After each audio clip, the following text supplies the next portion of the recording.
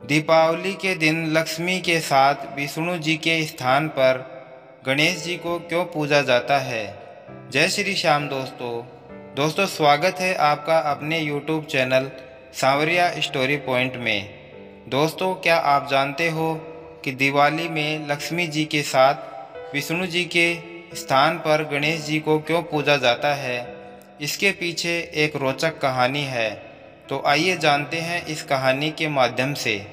दोस्तों, लक्ष्मी और गणेश जी की पूजा का जिक्र कई पौराणिक कथाओं में हुआ है।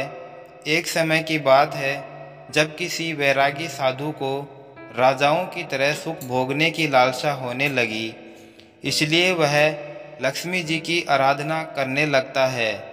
उस साधु की आराधना से प्रसन्न होकर लक्ष्मी जी उसे दर्शन देती है और साधु को वरदान देती है कि उसे सम्मान और उच्च पद प्राप्त होगा।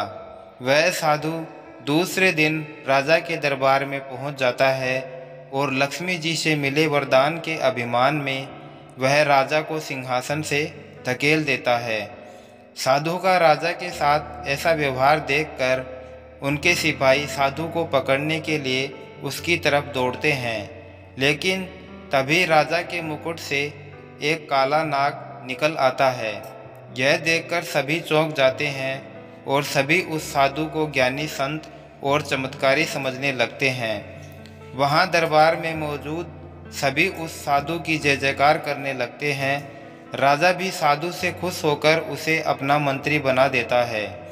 साधु के मंत्री बनने पर राजा उसे निवास के लिए एक महल देता है, जहाँ वह शान के साथ रहने लगता है। कुछ समय बाद एक दिन साधु राजा का हाथ पकड़कर उसे दरबार से खींचते हुए बाहर ले जाता है।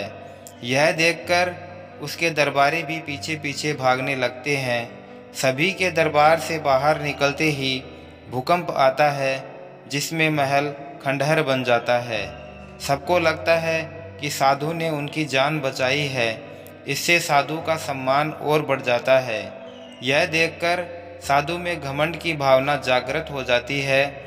इसके कुछ दिनों के बाद एक सुबह साधु राजमहल में घूम रहा होता है। तभी उसकी नज़र गणेश जी की मूर्ति पर पड़ती है। साधु को वह प्रतिमा अच्छी नहीं लगती, तो वह उसे वहाँ से हटवा देता है। इससे गणेश जी साधु से रुष्ट हो जाते हैं और उसकी बुद्धि भ्रष्ट कर देते हैं। इस कारण वह हर काम उल्टा पुल्टा करने लगता है।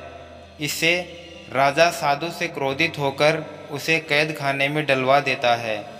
साधु कैद खाने में ही फिर से लक्ष्मी जी की पूजा आराधना करने लगता है। कुछ समय बाद लक्ष्मी जी साधु को दर्शन देती है और कहती है कि तुमने गणेश जी को रुष्ट किया है, इसलिए तुम्हें गणेश जी की पूजा कर उन्हें प्रसन्न करना होगा। लक्ष्मी जी की बात सुनकर साधु गणेश जी की आराधना करने लगता है। इससे गणेश जी प्रसन्न हो जाते हैं और उनका क्रोध शांत हो जाता है। वह राजा के सपने में आकर साधु को फिर से मंत्री बनाने के लिए कहते हैं। राजा दूसरे दिन साधु को कैद से आज़ाद कर फिर से मंत्री बना देते हैं। इस घटना के बाद लक्ष्मी जी और गणेश जी एक साथ पूजे जाने लगे। लक्ष्मी जी धन की देवी है, तो गणेश जी को बुद्धि को संयम में रखने वाला माना गया है। वैसे कहा भी गया है कि एक संपन्न जीवन के लिए धन और बुद्धि दोनों जरूरी होते हैं। इसलिए लक्ष्मी जी और गणेश जी की पूजा साथ में की जाती है।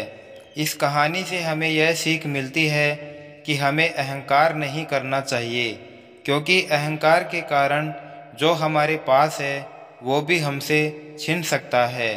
तो दोस्तों, उम्मीद करता हूँ कि यह रोचक कहानी आपको पसंद आई होगी। तो एक प्यारा सा लाइक करें, साथ ही साथ चैनल को सब्सक्राइब कर बेल आइकन ज़रूर प्रेस कर लें, ताकि आने वाली नई वीडियो की नोटिफिकेशन आप तक सबसे पहले पहुंच जाए। वीडियो को अंत तक देखने के लिए आपका दिल से बहुत बहुत धन्यवाद। जय श्री श्याम।